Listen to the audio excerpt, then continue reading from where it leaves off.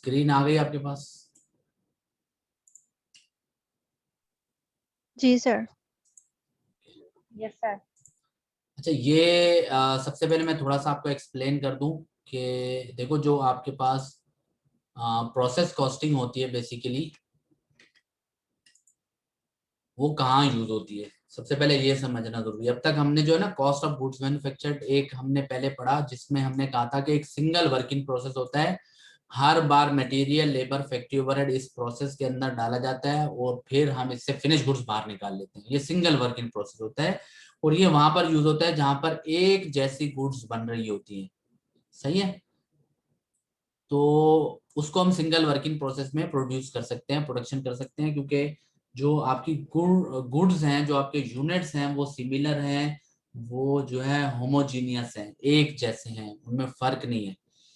तो वो इसमें प्रोसेस में बन सकते हैं। अच्छा, फिर हमने पढ़ा कि नहीं, अगर ऐसा सिचुएशन हो जाए कि गुड्स अलग अलग हो जाए, ठीक है, यानी कि गुड्स की स्पेसिफिकेशन अलग अलग हो जाए, इन दैट केस वहां पर ये कॉस्ट ऑफ गुड्स मैन्युफैक्चर्ड वाला मेथड नहीं चलता है। तो वहां पर हमें क्या करना पड़ता है कि हम वहां पर शिफ्ट हो जाते हैं प्रोसेस कॉस्टिंग, और प्रोसेस कॉस्टिंग में हमारे पास अलग अलग प्रोसेस होते हैं। हर जॉब का एक अलग प्रोसेस होता है। हर जॉब का मटेरियल, लेबर, फैक्ट्री ओवरहेड अलग से उस जॉब में इंक्लूड किया जाता है और फिर फिनिश गुड्स की कॉस्ट निकाली जाती है। तो अगर 3 ऑर्डर हैं तो तीनों ऑर्डर का प्रोसेस क्या होगा? अलग होगा। ठीक है। अच्छा, इन दोनों में, इसमें आपकी जो है, इसमें आपकी सिमिलर गुड्स हैं और सिंगल प्रोसेस है, यानी कि एक ही डिपार्टमेंट में ये प्रोसेस हो रहा है। सही है? जॉब ऑर्डर में आपके पास जो है वो गुड्स सिमिलर नहीं है, ठीक है ना, नॉन सिमिलर है, जबकि प्रोसेस इसमें भी सिंगल है और इसमें मल्टीपल प्रोसेस भी हो सकता है। ठीक है, दोनों चीजें हो सकती है। अच्छा, अब देखो, सिमिलर गुड्स मतलब एक गुड्स और सिंगल प्रोसेस में बन रही है, यानी कि एक ही डिपार्टमेंट में वो चीज बन रही है। फॉर सपोज हम कोई पेन प्रोड्यूस कर रहे हैं, तो वो पेन की एक मशीन एक ही डिपार्टमेंट में लगी हुई है, तो वही पेन जो है वो प्रोड्यूस हुए जा रहा है, बार बार हम मटेरियल, लेबर, फैक्ट्री ओवरहेड इस प्रोसेस में डाले जा रहे हैं और वो एक तरह का पेन जो है ना प्रोड्यूस किए जा रहे हैं। ये मैंने एक एग्जांपल दिया आपको, इसकी क्या नाम है अपना, जहां पर cost of goods manufactured use कर सकते हैं।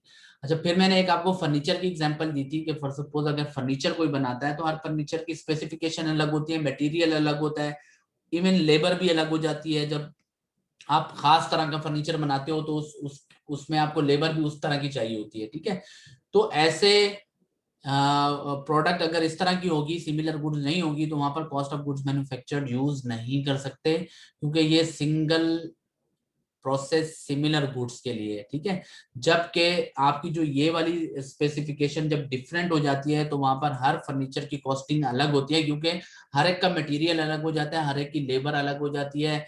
ऐसा भी हो सकता है कि कोई प्रोडक्ट जो है वो सिंगल प्रोसेस में हो रही हो, कोई मल्टीपल प्रोसेस में हो रही हो, एक ही जगह पर। ठीक है, तो ऐसी सूरत में हम जॉब ऑर्डर कॉस्टिंग यूज करते हैं। हर जॉब की कॉस्ट जो है वो अलग अलग होती है। अच्छा, अब तीसरी कंडीशन ये होती है हमारे पास कि भाई प्रोडक्ट तो सिमिलर है, एक जैसी प्रोडक्ट बना रहे हैं हम, सिमिलर है, लेकिन मल्टीपल डिपार्टमेंट्स में बना रहे हैं।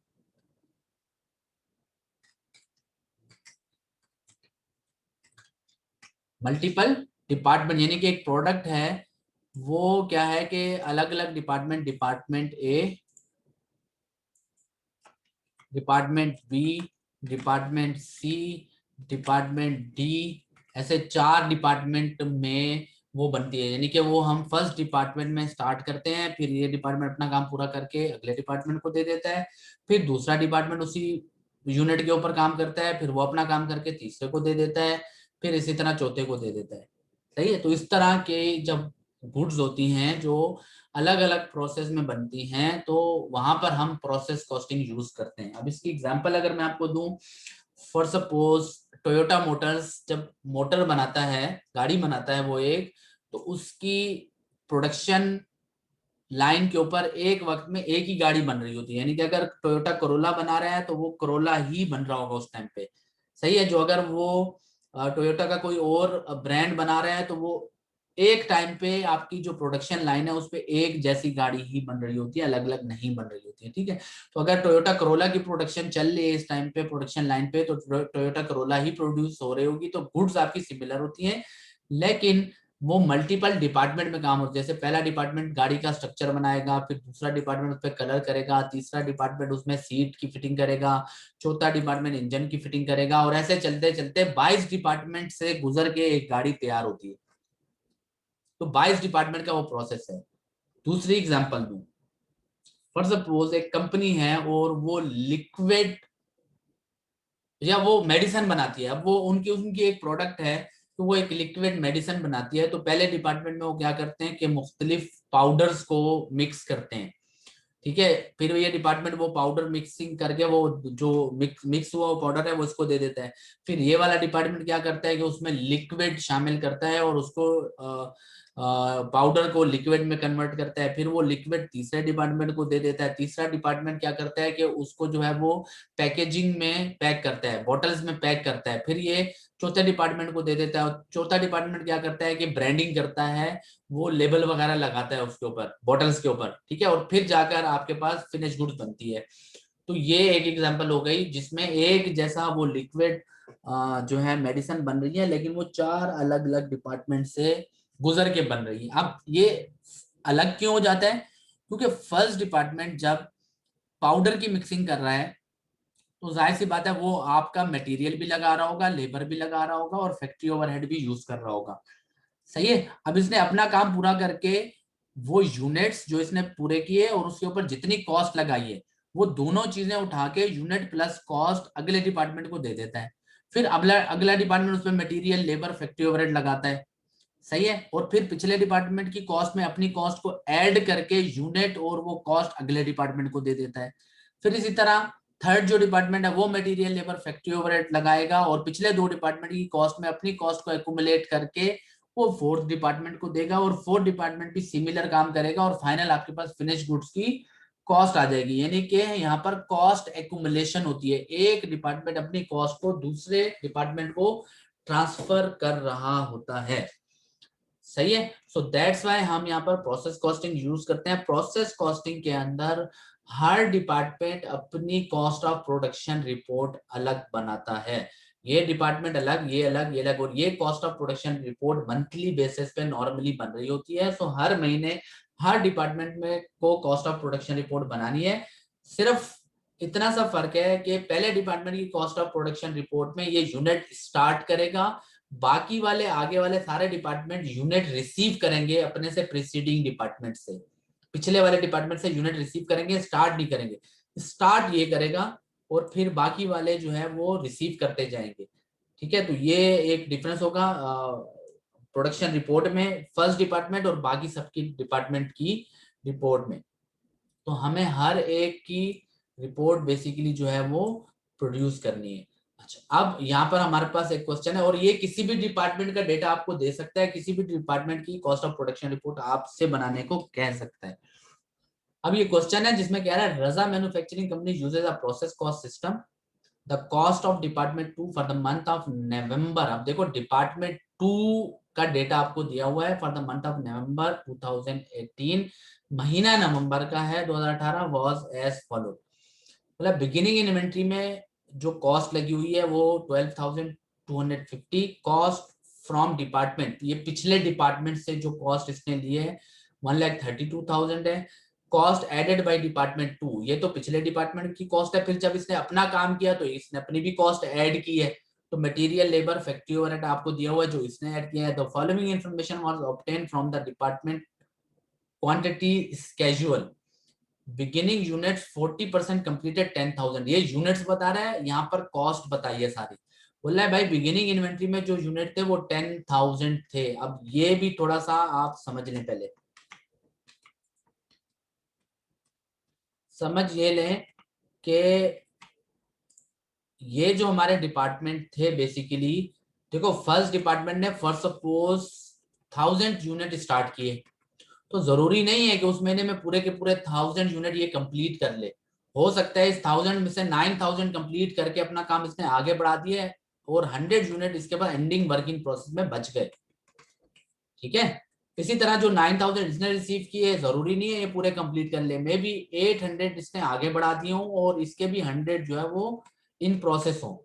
इसी तरह ये भी जरूरी नहीं है कि ये 800 पूरे कर दे, 800 में से मे बी इसने 750 जो है वो आगे बढ़ा दी और 50 इसके पास वर्क इन प्रोसेस एंडिंग में। सही।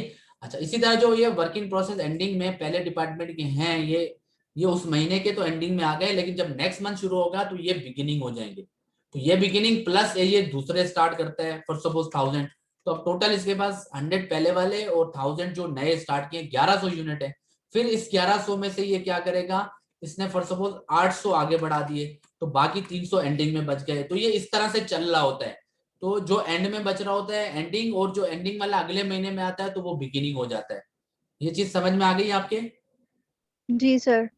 ठीक है, बिल्कुल इसी तरह जो है आपका ये डेटा इसने आपको जो दिया है बेसिकली वो इसी तरह दिया है कि ये बोल रहा है भाई वर्क इन प्रोसेस बिगिनिंग, यानी कि पिछले पीरियड का एंडिंग इस पीरियड का बिगिनिंग 10,000 यूनिट थे। 10,000 यूनिट पिछले पीरियड में कंप्लीट नहीं हो सके थे, एक certain level of work in पे हो चुका था और वो इसने डिग्री ऑफ कंप्लीशन कहलाता है।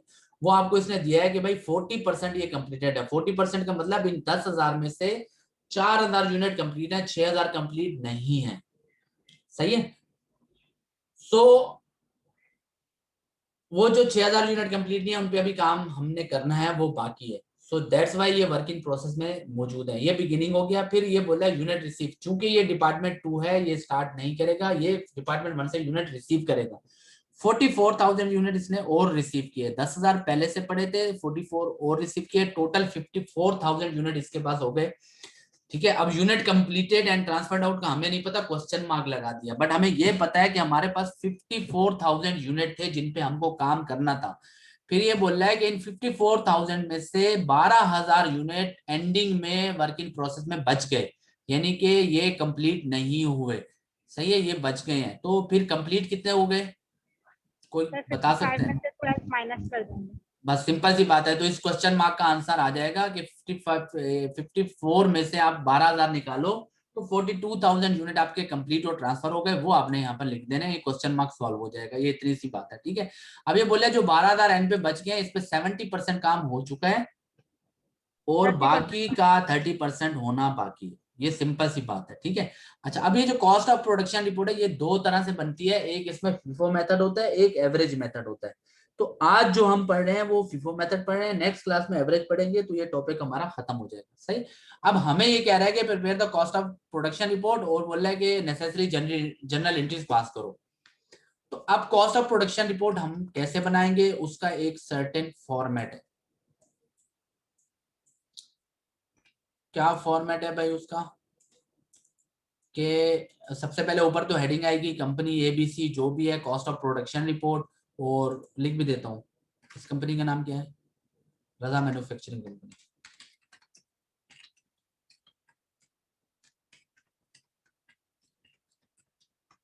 ठीक है, क्या बना रहे हैं हम, कॉस्ट ऑफ प्रोडक्शन रिपोर्ट बना रहे हैं।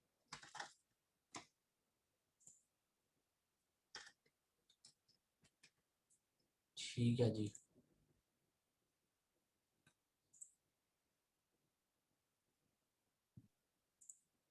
अच्छा, कौन से मंथ की बना रहे हैं वो भी इसने आपको क्वेश्चन में बताया हुआ है। इसने बोला है कि नवंबर 2018 आप लिखोगे फॉर द मंथ ऑफ नवंबर 2018। ये तो हो गई आपकी हेडिंग। यहाँ क्यों लिख दी?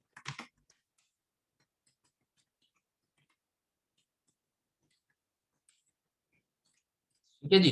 अच्छा, अब कॉस्ट ऑफ प्रोडक्शन रिपोर्ट में 3 सेक्शन होते हैं, जिसमें से पहला सेक्शन कहलाता है क्वांटिटी स्केड्यूल। ये पहला सेक्शन है हमारा। सही है, क्वांटिटी स्केड्यूल।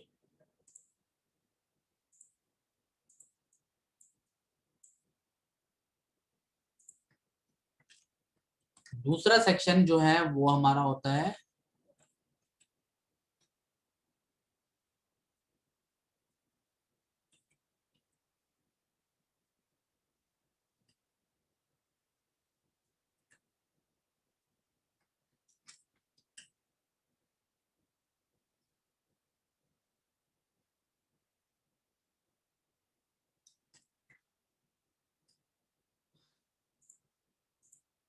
अच्छा, यहाँ पर थर्ड भी बना लेते हैं।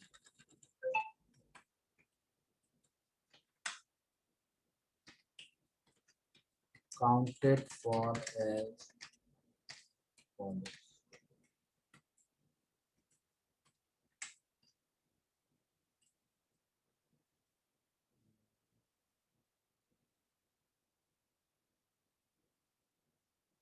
इसका मैं भूल गया हूँ यार, क्या हेडिंग थी इसकी।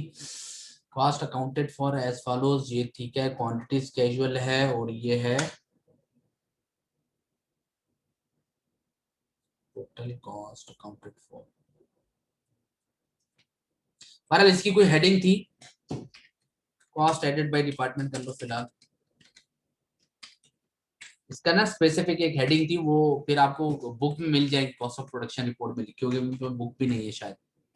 खैर, तो ये बेसिकली आपके तीन सेक्शन होते हैं कि कॉस्ट कितनी डिपार्टमेंट ने, sorry cost charge by department आ गया ये जहन में।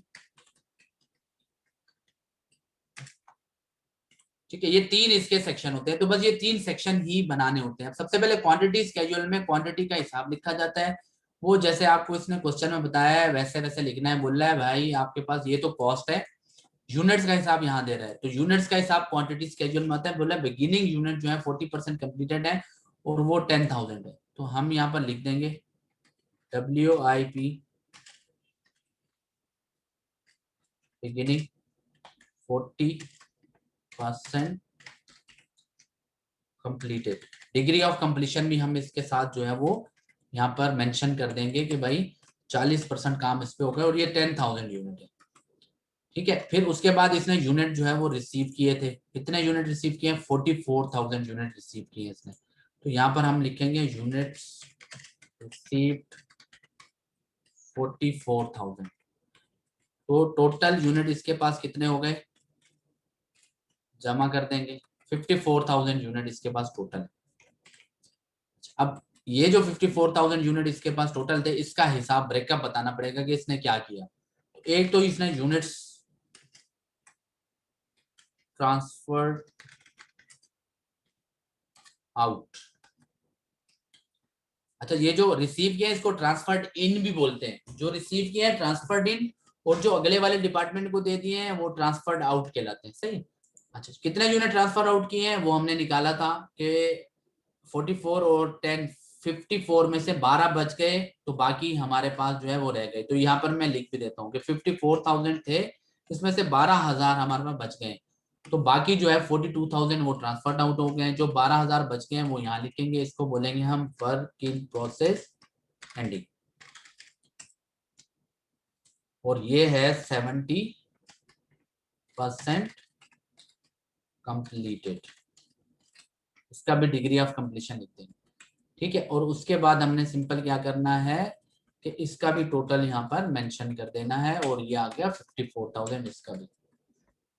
और ये मैच होना चाहिए, सिंपल जितने यूनिट आए उसका हिसाब होना चाहिए कि वो यूनिट का हमने क्या किया। तो इस सेक्शन में बस आपको सिर्फ ये करना है, दैट्स इट, कि unit work in process beginning में कितने थे, यूनिट रिसीव कितने हुए, टोटल कितने थे, फिर उन टोटल यूनिट का क्या किया, ट्रांसफर्ड आउट कितने हैं, एंड में कितने बच गए, और ये दोनों आपके मैच होने चाहिए। ये होता है क्वांटिटी स्केड्यूल।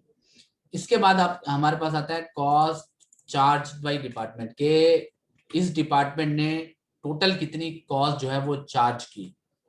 ठीक है ना, वो हमको लेना होता है। तो सबसे पहले इसमें हमारे पास जो है वो कॉस्ट मौजूद है एक, जिसको हम बोलते हैं वर्क इन प्रोसेस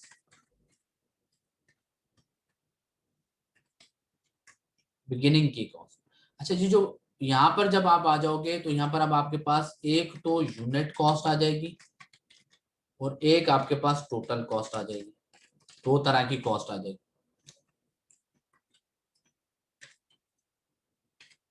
कि एक यूनिट पे कितनी कॉस्ट लगी है और टोटल जो है वो आपकी कॉस्ट कितनी लगी। अब वर्क इन प्रोसेस बिगिनिंग उल्टा लिख दिया मैंने, इसको यहाँ लिखना है, यहाँ यूनिट कॉस्ट है। यार कोई फर्क नहीं पड़ता, लेकिन फिर भी जो बुक में प्रोसीजर है उसी के हिसाब से चलना है। सही, तो टोटल कॉस्ट यहाँ पर आएगी यूनिट पे। अब जो वर्क इन प्रोसेस बिगिनिंग पे जो खर्चा हुआ है ना, ये 12,250, ये जो 40% काम हुआ है ये इस पीरियड में नहीं हुआ, ये पिछले पीरियड में हुआ है, सही है।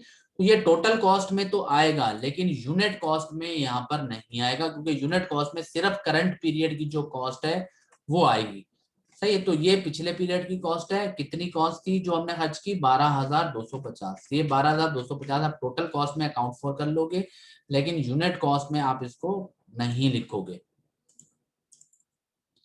एक ये हो गई। फिर आपने कॉस्ट फ्रॉम प्रीसीडिंग डिपार्टमेंट, मैंने आपसे कहा था कि जो पिछला डिपार्टमेंट जब यूनिट ट्रांसफर करता है तो साथ में कॉस्ट भी ट्रांसफर करता है। तो देखो ये यूनिट जो हमने रिसीव किया ना 44,000, जाहिर सी बात है कि डिपार्टमेंट 1 ने इन 44,000 यूनिट पे काम किया होगा और जो काम किया होगा उसकी कॉस्ट होगी, तो वो कॉस्ट भी आपको उसने यहाँ पर दी हुई है। ये कॉस्ट फ्रॉम प्रीसीडिंग डिपार्टमेंट 1,32,000, तो 1,32,000 रुपए जो है वो टोटल खर्च हुए थे पिछले डिपार्टमेंट के, किसके ऊपर, ये 44,000 यूनिट के ऊपर जो आपने रिसीव किया। अब इसका पर यूनिट निकालना है तो simple total cost divided by total 44,000 जो यूनिट है उस पे आप डिवाइड करोगे तो पर यूनिट आपके पास जो है वो 3.00 आ गया। वे नॉर्मली है ना 4 डिजिट तक लेना, ठीक है, यूनिट कॉस्ट को 4 डिजिट तक लेना, और वो क्यों लेना है वो भी मैं फिर आगे चल के आपको बताता हूँ। तो work in process beginning total cost में आएगा, यूनिट कॉस्ट में नहीं आएगा। Cost of preceding department total cost भी आएगा, यूनिट कॉस्ट भी आएगा, क्यों, क्योंकि ये हमने इस पीरियड में ही रिसीव किए हैं, सो दैट्स वाई ये यहाँ पर आएगा। फिर इसके बाद हमारे पास आएगा कॉस्ट एडेड बाय डिपार्टमेंट, इस डिपार्टमेंट ने जो कॉस्ट ऐड की है वो आ जाएगी। अब इस डिपार्टमेंट जो कॉस्ट ऐड की है वो मटेरियल, लेबर, ओवरहेड, 3 तरह की कॉस्ट ऐड की है। मटेरियल इसने ऐड की है, लेबर ऐड की है, और ओवरहेड या फैक्ट्री ओवरहेड जो भी कह लो,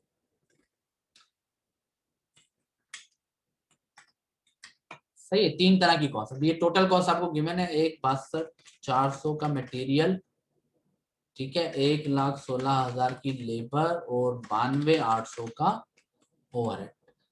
अब टोटल कॉस्ट तो आपको यहाँ पर गिवन है इसकी, ठीक है, और टोटल कॉस्ट यहाँ पर कितनी इसने ऐड किया है वो भी आप निकाल सकते हो।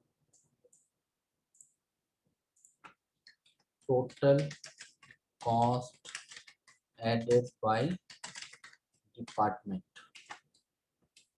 तो अब जो इस डिपार्टमेंट ने टोटल कॉस्ट ऐड किया वो ये 3 कॉस्ट है ना, तो ये यहाँ पर टोटल कर लोगे एक बात। फिर यहाँ पर आप लिखोगे टोटल कॉस्ट अकाउंटेड फॉर। अब ये 2 अलग अलग बात है। इस डिपार्टमेंट ने जो टोटल कॉस्ट ऐड किया है वो ये 3 है, मटेरियल, लेबर और ओवरहेड, लेकिन इस टोटल कितनी कॉस्ट के लिए ये डिपार्टमेंट जिम्मेदार है, अकाउंटेड फॉर है, तो भाई एक तो जो इसने अपने ये लगाई है इस कॉस्ट के लिए भी ये रिस्पॉन्सिबल है, और ये जो 2 कॉस्ट पहले लग चुकी हैं इसके लिए भी ये रिस्पॉन्सिबल है। तो टोटल कॉस्ट की अगर बात की जाए तो एक जो ये कॉस्ट इसने लगाई है ये प्लस पिछले डिपार्टमेंट की कॉस्ट प्लस जो वर्क इन प्रोसेस बिगिनिंग पे जो खर्चा हुआ है, ये सब कॉस्ट के लिए ये आपका रिस्पॉन्सिबल है, ठीक है जी। तो इसमें मैं कॉमा लगा देता हूँ और इसको मैं सिलेक्ट करके 4 डिजिट तक कर देता हूँ सब। तो ये टोटल कॉस्ट के लिए रिस्पॉन्सिबल है। अब यहाँ पर एक मसला ये है कि भाई टोटल कॉस्ट तो आ गई, यूनिट कॉस्ट कैसे आएगी। अब अगर मुझे मटेरियल की यूनिट कॉस्ट निकालनी है तो मुझे पता होना चाहिए कि ये 1,62,400 कितने यूनिट्स के ऊपर ये मटेरियल अप्लाई हुआ है, तो वो यूनिट्स मुझे पता होने चाहिए, जो कि ना तो मुझे क्वेश्चन में कहीं बताया है और ना ही अभी तक मेरे सॉल्यूशन में कहीं है। तो इसके लिए हमें एक अलग चीज कंप्यूट करनी पड़ती है जिसको हम बोलते हैं EPU, equivalent production unit, Urdu में इसको बोलते हैं मसावी पैदावारी इकाई, ठीक है। तो परेशान नहीं होना, EPU इक्विवेलेंट प्रोडक्शन यूनिट, ये आपको कैलकुलेट यहाँ पर करना पड़ता है। अब EPU कैलकुलेट करने के लिए आपको ये देखना होगा कि जो वर्क इन प्रोसेस बिगिनिंग और एंडिंग की जो परसेंटेज है ये दोनों आपको देखने पड़ेंगे। तो आप देखो 40% कंप्लीटेड लिखा हुआ है, इसका मतलब मटेरियल, लेबर, फैक्ट्री ओवरहेड तीनों चीजें 40% लगी हुई हैं। और यहाँ पर भी 70% लिखा हुआ है। तो डिग्री ऑफ कंप्लीशन तीनों चीजों का यहाँ भी सेम है और यहाँ भी सेम है। सम टाइम क्वेश्चन में ऐसा होता है कि वो बोलता है मटेरियल 100% लगा हुआ है, ठीक है, और कन्वर्जन कॉस्ट जो है ना वो 60% लगी हुई है, ऐसा भी बोल देता है। तो यहाँ पर डिग्री ऑफ कंप्लीशन चेंज हो गई, मटेरियल की 100% हो गई, और कन्वर्जन का मतलब कन्वर्जन कॉस्ट में दो कॉस्ट आती है, लेबर और फैक्ट्री ओवरहेड। तो लेबर और फैक्ट्री ओवरहेड 60% हो गया। तो अगर अलग अलग होगा तो फिर आपको भी यहाँ पर मटेरियल का अलग और कन्वर्जन का अलग निकालना पड़ेगा। इस केस में चूंकि सेम है तो जो है हम सेम भी रख सकते हैं और चाहे तो अलग अलग भी रख सकते हैं। तो मैं अलग ही रख देता हूँ ताकि आपको प्रैक्टिस हो जाए। मटेरियल और दूसरा मैं यहाँ पर कन्वर्जन ले लेता हूँ।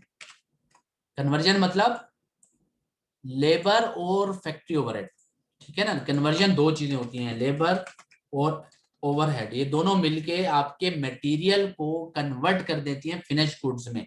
सो दैट्स व्हाई इन दोनों को हम कन्वर्जन कॉस्ट बोलते हैं। तो इन दोनों की अगर कन्वर्जन का बोलता है तो वो इन दोनों की परसेंटेज सिमिलर हो जाती है, मटेरियल की अलग हो जाती है, तो हम फिर दो कॉलम में लेते हैं। तो सबसे पहले हमको लेना है यूनिट्स ट्रांसफर्ड आउट। कितने यूनिट ट्रांसफर आउट किया? 42,000। 42,000।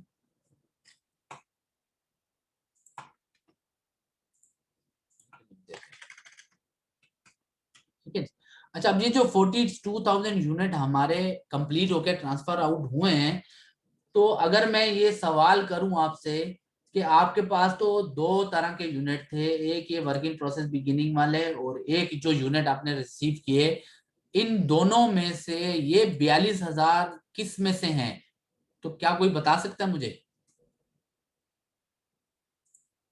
सर ये आपने बताया था ना, फीफो मेथड है, फर्स्ट इन फर्स्ट आउट, तो फर्स्ट वाले गुड, पहले होंगे। गुड। यानी कि अगर फीफो मेथड है तो वर्क इन प्रोसेस बिगिनिंग हमारे पास पहले से मौजूद था, पहले ये कंप्लीट होंगे। मीन्स दैट इस 42,000 में 10,000 तो ये हैं। अगर 42 में से ये 10 निकाल लो तो बाकी 32,000 इसमें से हैं, ऐसा ही है।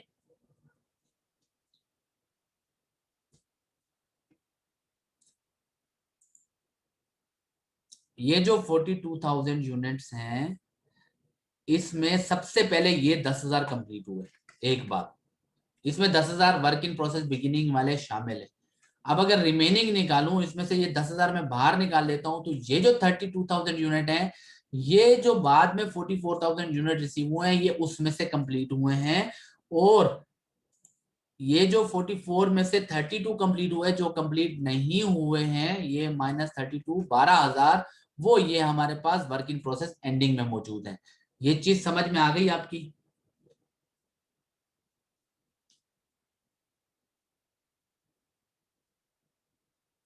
Hello, yes sir, yes sir. किसी का क्वेश्चन है यहाँ पर तो पूछ सकता है।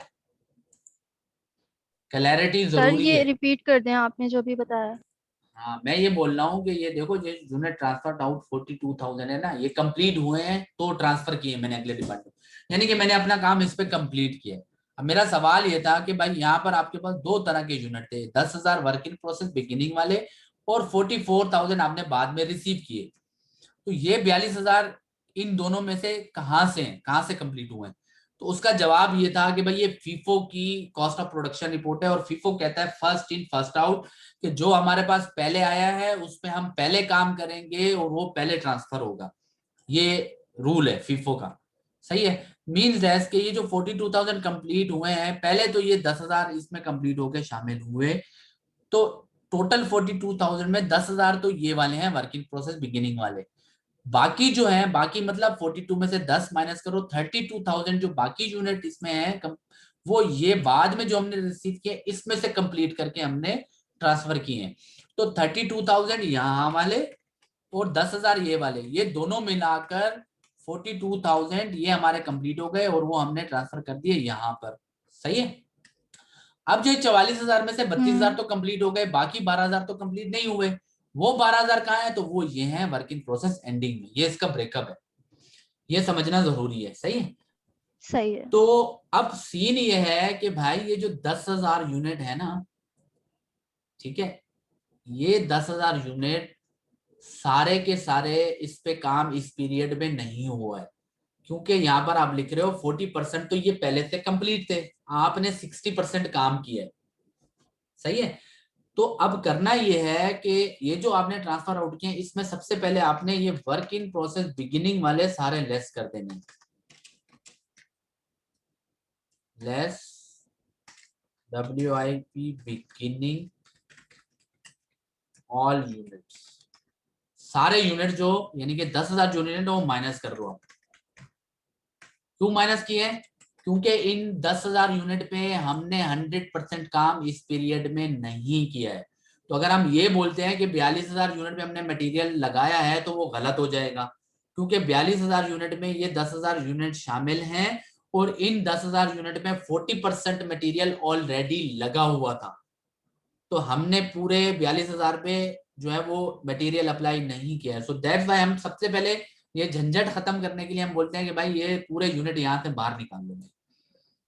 जब ये बाहर निकाल लोगे तो आपके पास प्योर वो यूनिट बच जाएंगे जो कि इसी पीरियड में स्टार्ट होके इसी पीरियड में कंप्लीट हुए हैं। ये जो 44,000 यूनिट आपके पास आए थे इसमें से 32,000 यूनिट आपने कंप्लीट कर लिए, 10 यहाँ से कंप्लीट हुए, इस तरह दोनों मिला के 42,000 बने।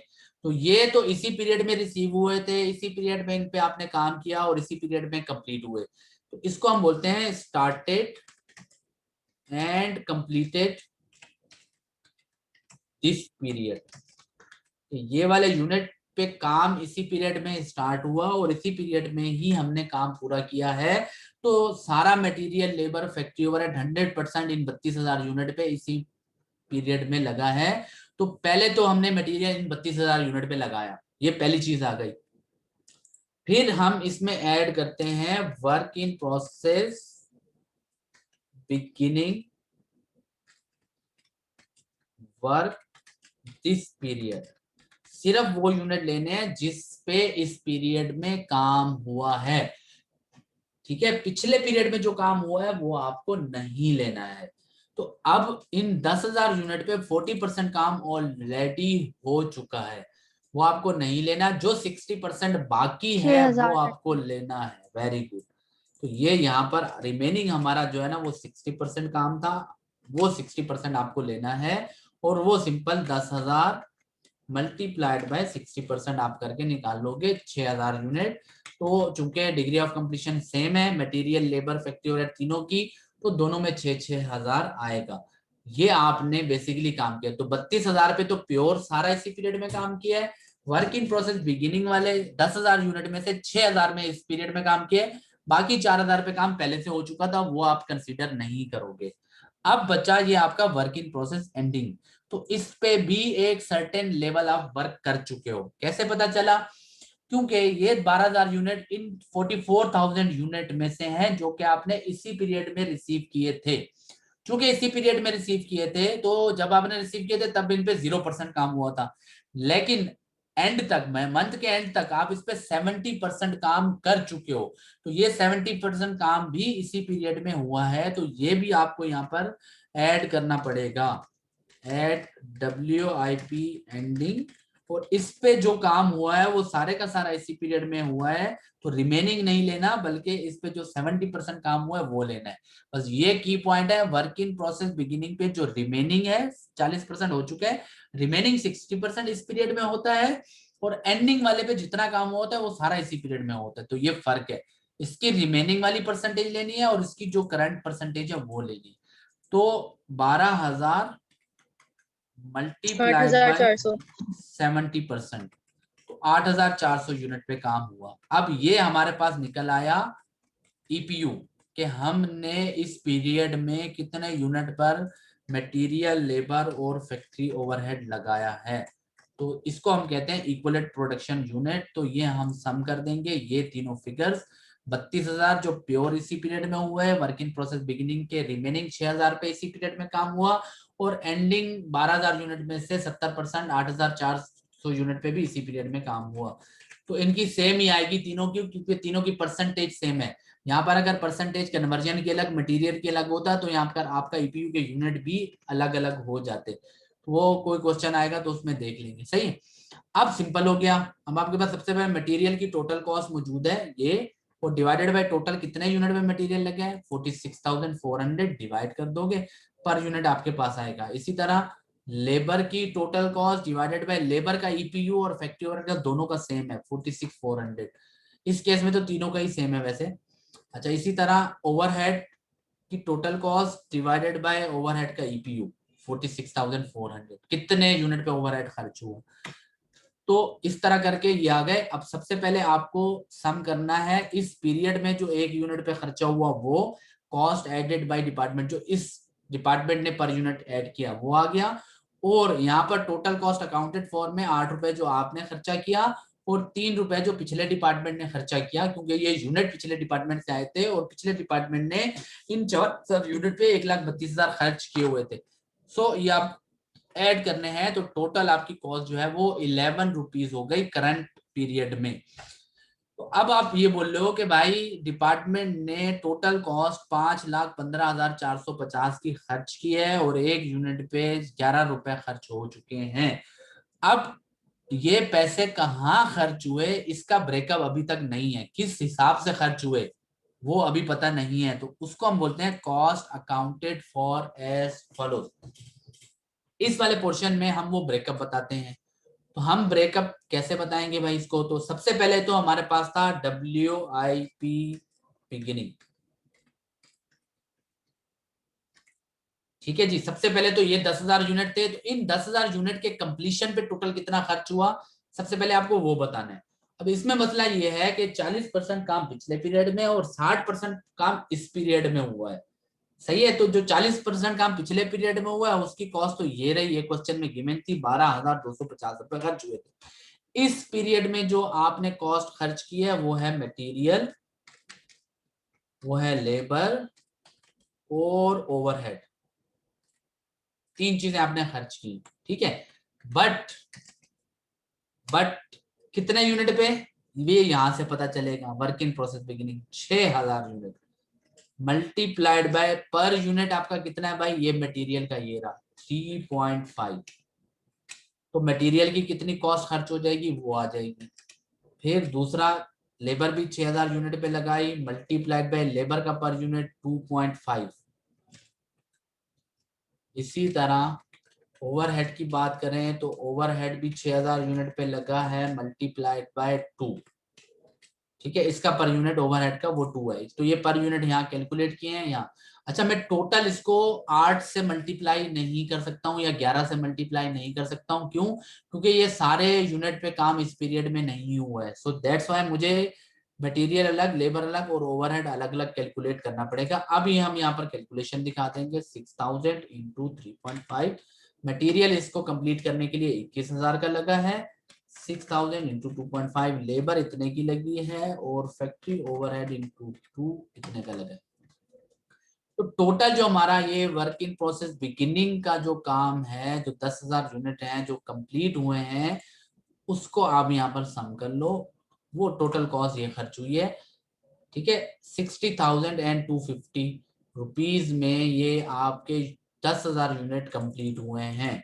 ये पिछले पीरियड में लगा है और ये इस पीरियड में लगा है। इसको बोलते हैं कॉस्ट एडेड ड्यूरिंग पीरियड। चाहे तो आप इसकी यहाँ पर हेडिंग भी दे सकते हैं, कॉस्ट एडेड ड्यूरिंग पीरियड।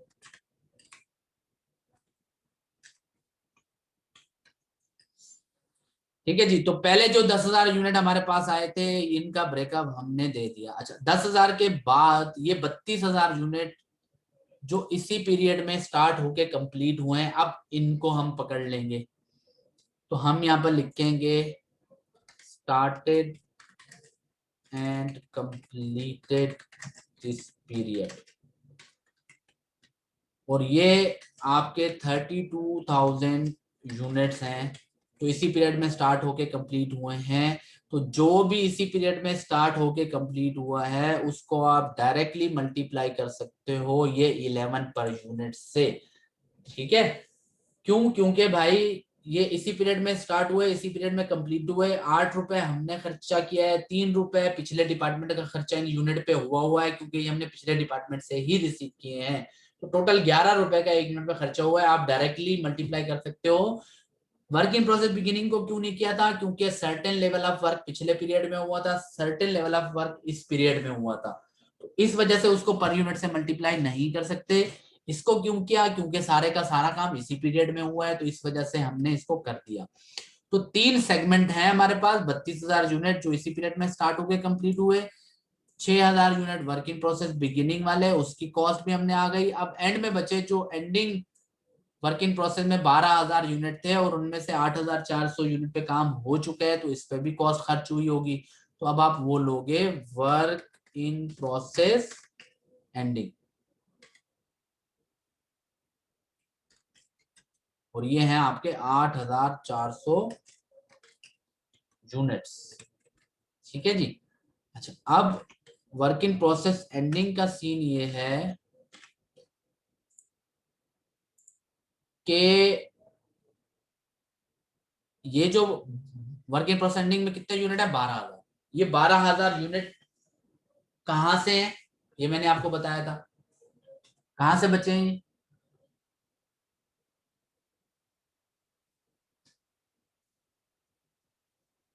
ये जो इस डिपार्टमेंट में कंप्लीट नहीं हुए थे। अच्छा, वो कहाँ है? देखो, ये 44,000 यूनिट थे, इसमें से 32,000 कंप्लीट हुए थे, 12 कंप्लीट नहीं हुए थे। ऐसा ही है ना, जो मैंने बताया था समझाने के लिए। तो ये बेसिकली 12,000 यूनिट जो है ये यहाँ से बचे हुए हैं। जो हमने यूनिट रिसीव किए थे उसमें से 32,000 तो कंप्लीट हो गए, लेकिन बाकी जो 12,000 है वो कंप्लीट नहीं हुए, वही ये बचे हुए हैं। तो ये 44,000 यूनिट कहाँ से आए थे? लिखा हुआ यूनिट रिसीव, तो ये डिपार्टमेंट नंबर 1 से आए थे भाई। हम अगर डिपार्टमेंट नंबर 2 है तो पिछले डिपार्टमेंट से आए थे। अब जब ये पिछले डिपार्टमेंट से आए थे तो इनके साथ एक कॉस्ट भी आई थी 1,32,000। हाँ, एक यूनिट पे 3 रुपए का खर्चा हुआ था। तो सबसे पहले हम इन 12,000 यूनिट्स की कॉस्ट लेंगे। अब ये थोड़ी टेक्निकल सी बात है यहाँ पर। अब देखो गौर से, जो वर्क इन प्रोसेस एंडिंग है ना, यहाँ पर मैं 8,400 नहीं लिखता, ये 12,000 यूनिट है बेसिकली एंडिंग वाले। अब इसमें सिनेरियो ये है, इसमें एक तो पिछले डिपार्टमेंट की कॉस्ट खर्च हुई है, कॉस्ट फ्रॉम रिसीडिंग डिपार्टमेंट, ठीक है। और ये पूरे 12,000 यूनिट पे खर्च हुए और हर यूनिट पे 3 रुपए खर्चा हुआ है पिछले डिपार्टमेंट का। तो हम सिंपल 12,000 मल्टीप्लाइड बाय 3, 36,000 रुपए इन 12,000 यूनिट पे ये पिछले डिपार्टमेंट के खर्च हुए हैं। पहले तो हमने ये ले लिया, फिर इसमें जो हमने कॉस्ट ऐड की है इस पीरियड में, कॉस्ट एडेड बाय डिपार्टमेंट, जो हमने ऐड की है वो हम लेंगे। हमने क्या ऐड किया भाई? हमने वही लगाई 3 चीजें, मटेरियल, लेबर और ओवरहेड। लेकिन कितने यूनिट पे? वो यहाँ लिखा हुआ है 70% पे, 8,400 यूनिट पे। तो आप यहाँ पर तीनों में ले लोगे क्योंकि डिग्री ऑफ कंप्लीशन सेम है, इसका भी 8,400, इसका भी 8,400। देखिए मटेरियल भी 8,400 पे लगा है और लेबर भी, लेकिन जरूरी नहीं हर क्वेश्चन में ऐसा हो, डिफरेंट भी हो सकता है। तो वो आपको ईपीयू बताएगा कि आपने कितने यूनिट पे काम किया है। 8,400 सही है। पिछले डिपार्टमेंट ने पूरे 12,000 यूनिट पे काम किया हुआ था, तभी तो हमें ट्रांसफर किया, लेकिन हमने जो काम किया वो अभी तक सिर्फ 8,400 यूनिट पे काम किया। तो 8,400 इंटू 3.5, इसी तरह 8,400 इंटू 2.5, तो 8,400 इंटू 2। तो ये तीनों चीजों की आपके पास कॉस्ट आ गई। तो ये टोटल हमारा खर्चा एंडिंग वर्क इन प्रोसेस के 12,000 यूनिट पे हुआ है हमारा और पिछले डिपार्टमेंट का, इसका टोटल हो गया ये। तो बस ये 3 जगह थी भाई जहां पर हमने खर्चा किया था। वर्क इन प्रोसेस बिगिनिंग ये पहली जगह है, और started and completed this period ये दूसरी जगह, और वर्क इन प्रोसेस एंडिंग ये तीसरी जगह।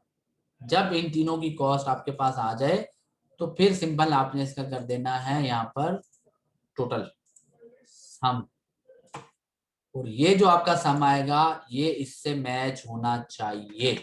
शर्त ये है, क्यों? क्योंकि जो आप बोलते हो कि मैंने इतना खर्चा किया और आपके वालिदैन पूछते हैं कि बेटा कहाँ किया, फिर आपको वो खर्चा जस्टिफाई करना पड़ता है, तो फिर आप बताते हो कि इतने के मैंने कपड़े लिए, इतने के मैंने जूते लिए, इतने के मैंने ये लिया, इतने के मैंने बर्गर खाए और ये पैसे पूरे हो गए।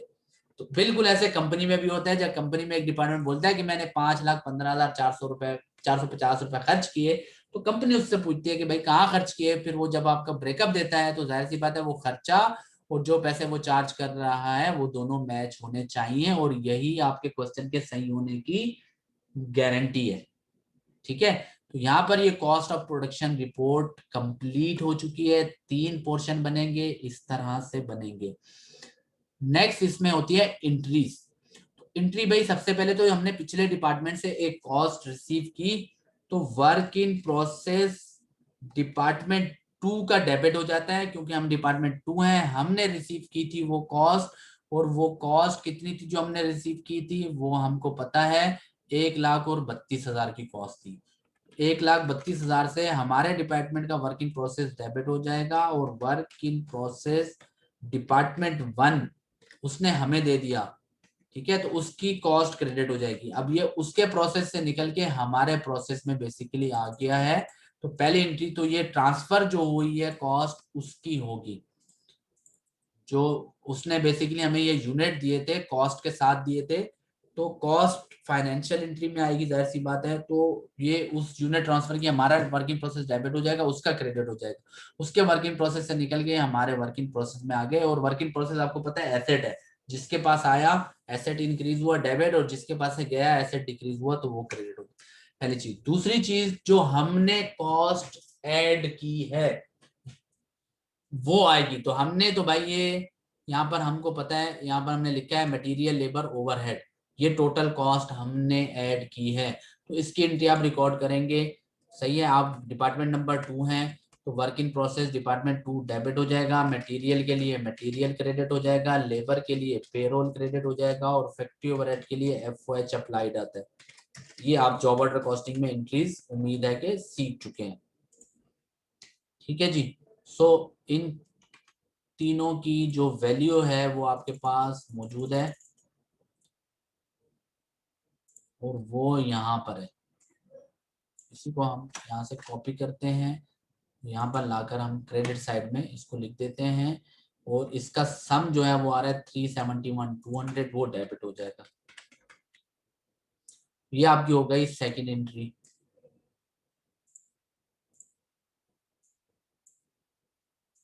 ठीक है जी। अभी थर्ड क्या है कि आपने एक कॉस्ट ट्रांसफर की है अपने से आगे वाले डिपार्टमेंट में, जिसको आप ट्रांसफर्ड आउट बोल रहे हो। ठीक है, तो आपने क्या कॉस्ट ट्रांसफर की है, तो भाई आपने टोटल यूनिट ट्रांसफर किए हैं 42,000, जिसमें से 32,000 यूनिट ये और 10,000 वर्क इन प्रोसेस बिगिनिंग वाले। तो इन दोनों पे जो टोटल खर्चा हुआ है वो आपने ट्रांसफर कर दिया, वो उसकी टोटल कॉस्ट है। या हम ये भी कर सकते हैं कि यहाँ पर एक रो इंसर्ट करके यहाँ कॉस्ट ऑफ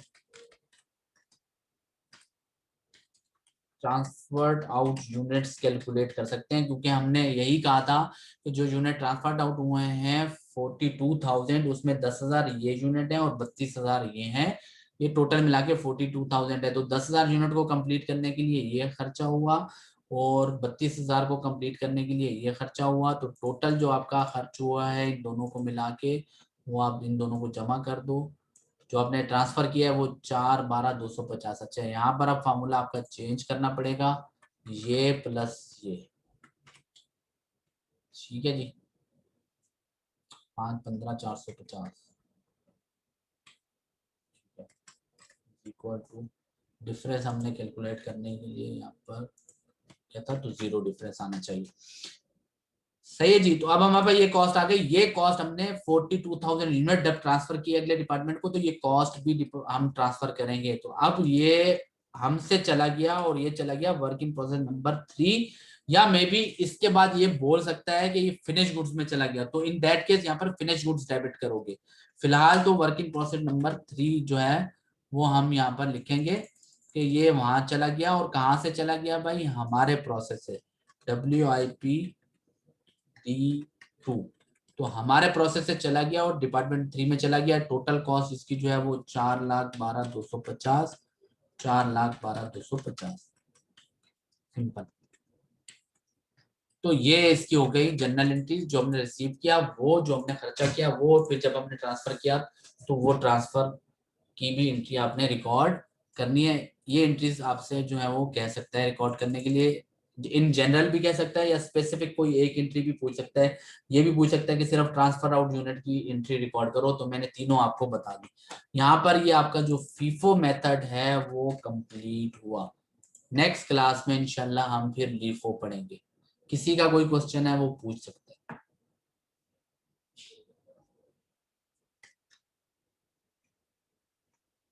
सर आप इसे जीसीआर में ना शेयर कर दीजिएगा। जी जी बिल्कुल, थोड़ा मैं मेरा करता नेट हूँ। का इशू था तो उस वजह से प्रॉब्लम हो गई थी बीच में। मैं आपको रिकॉर्डेड लेक्चर भी दे दूंगा, ये क्वेश्चन भी मैं आपको दे रहा हूँ और इसका पूरा सोल्यूशन भी मैं आपको दे रहा हूँ। ठीक है,